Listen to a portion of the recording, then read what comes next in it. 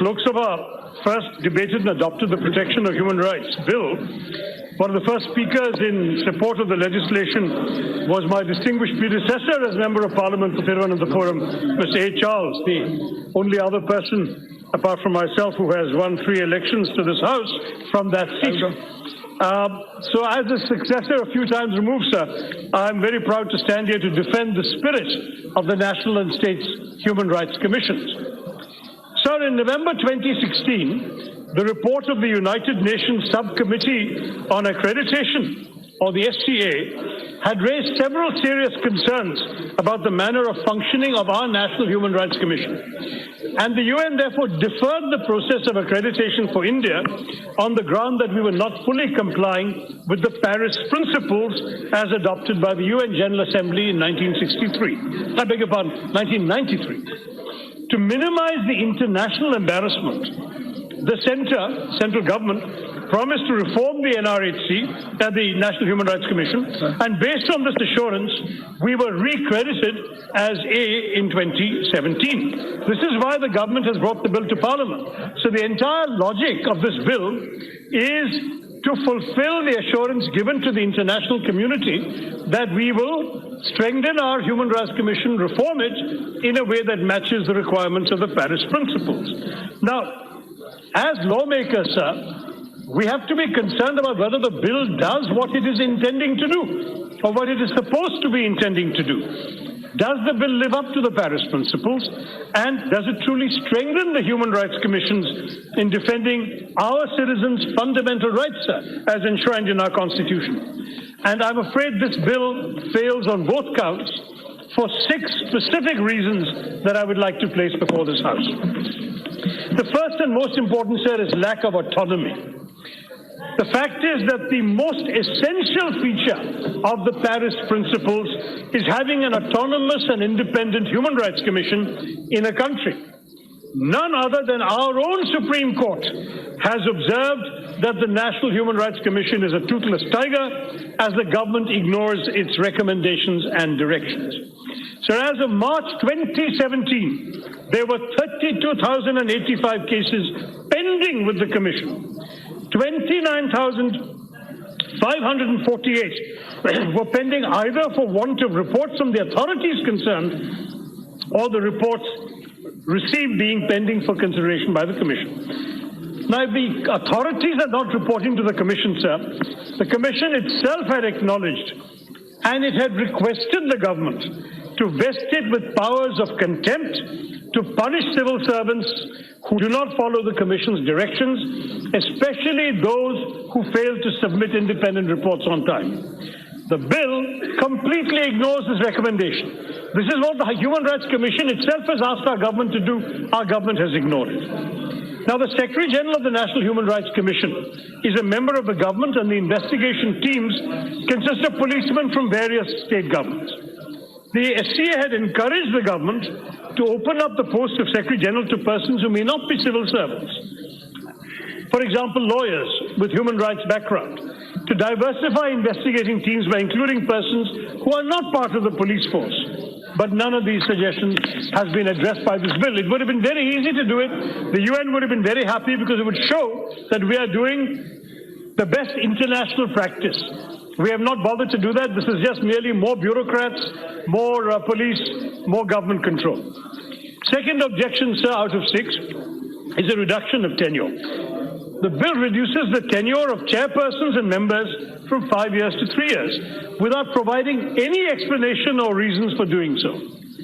Reducing the tenure and the subsequent increase in the frequency of the change of members and staff can lead to inconsistency, sir, in the functioning of the Human Rights Commission, and it will also impact any long-term investigation undertaken by it, because a long-term investigation can often take more than 3 years.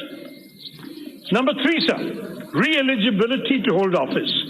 The bill currently allows the chairperson of the Human Rights Commission and the State Human Rights Commissions to be eligible for reappointment after their term. Therefore, it is possible very much to foresee a situation where certain members may turn pliable to the government in the hope of reappointment.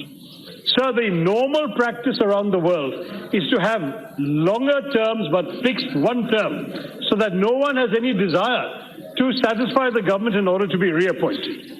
The independence of the National Human Rights Commission must be taken seriously, and especially after this government had tried to appoint one of the vice presidents of the ruling party as a member of the National Human Rights Commission, and finally civil society groups made such an agitation and went to the Supreme Court against this, then he withdrew his own nomination. We need to expressly bar politicians from becoming members of the Human Rights Commission, and that certainly this bill does not do. Number 4, sir, vacancies. The National Human Rights Commissions and the State Human Rights Commissions have been plagued by positions which are left vacant for an unreasonable period of time. The post of the chairperson of the National Human Rights Commission was left vacant for almost 8 months, sir. Similar to how we could not probably discuss the RTI properly, but the information commissions are also being kept vacant in the same way. The office of the Lokpal was kept vacant for almost 5 years. The fact is that the post of DG investigations of the National Human Rights Commission was kept vacant for a period of 3 years since 2014 until the Supreme Court hauled up the government for its failure to make an appointment. The bill should have provided for time-bound appointments, but it does not do so. Thus, a hostile government can cripple the Constitution, letting posts lie vacant for a long time, just as the RTI Act has been hollowed out by simply not appointing commissioners and allowing cases to pend. Similarly, the same problem with the Human Rights Commission. Number 5 says a removal of the statutory bar. See, in order to strengthen its functioning, the National Human Rights Commission had recommended amending Section 36(2) of the Act because it bars the Commission from taking cognizance of a human rights violation beyond 1 year from the date of the incident. So the point is that, I need just 5 minutes, sir. The problem is the bill has completely ignored this recommendation. So the problem is the Commission cannot take care of a violation which for various good reasons may not have been reported to it during the 1 year period provided in the bill. And finally, sir, the failure to provide clarity to the Human Rights Commission. Section 30 of the Act empowers the government to set up human rights courts in each district to handle cases of human rights violations. But the Act is completely unclear, sir, about the exact nature of jurisdiction of such courts, due to which very few human rights commissions have been set up, thereby increasing, human rights courts have been set up, thereby increasing the number of complaints before the Human Rights Commission. In 2016, the Human Rights Commission had recommended that the Act be amended to clarify this issue about the courts, but this has also been ignored by the bill. So I regret to state, sir, that this bill is piecemeal and cosmetic. It doesn't even scratch the surface of the problem that led to us being denied our accreditation. The minister must withdraw it, sir. Bring in the additional provisions to address the specific gaps I've listed. This bill could have been a golden opportunity to reform the Human Rights Commissions and the State Human Rights Commissions also, but it's turned out instead to be a damp squib.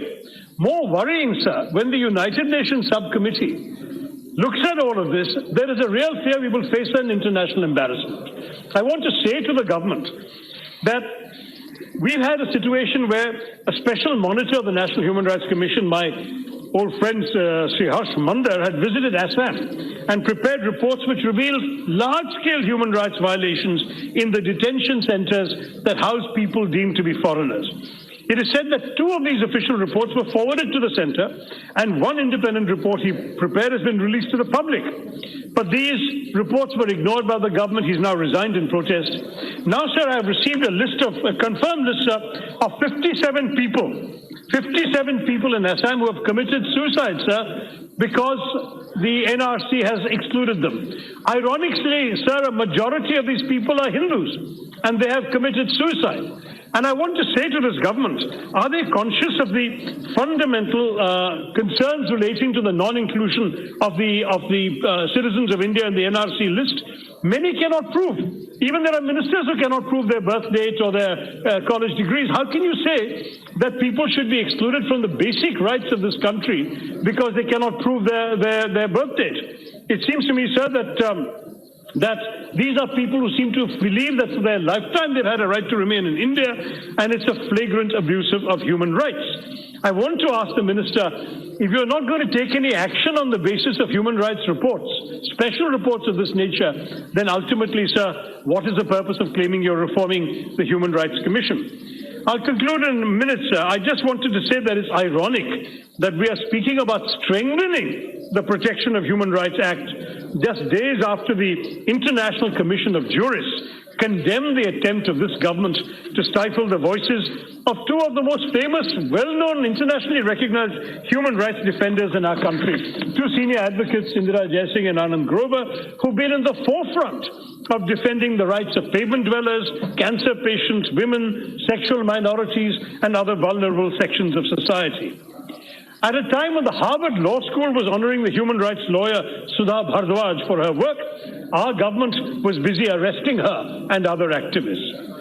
While this government did nothing, sir, to stop willful defaulters from fleeing the country, they were desperate to offload an environmental activist from a plane, only to be wrapped by the Delhi High Court for doing so. The list goes on and on, so I will not elaborate, but you know that there are many more examples, sir. This is a dark time for human rights in our country in many ways.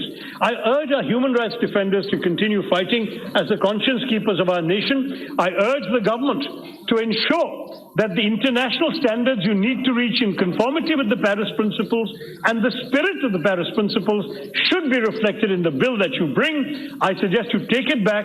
Please look at the points I've raised, all of which will help you to get this bill accepted by the international community, and then come back to this House and we will look at it in a sympathetic spirit, because we believe in human rights on this side of the House, sir. As far as we're concerned, we will overcome one day. Until then, we have to keep the fight alive, the flame alive for human rights in this country.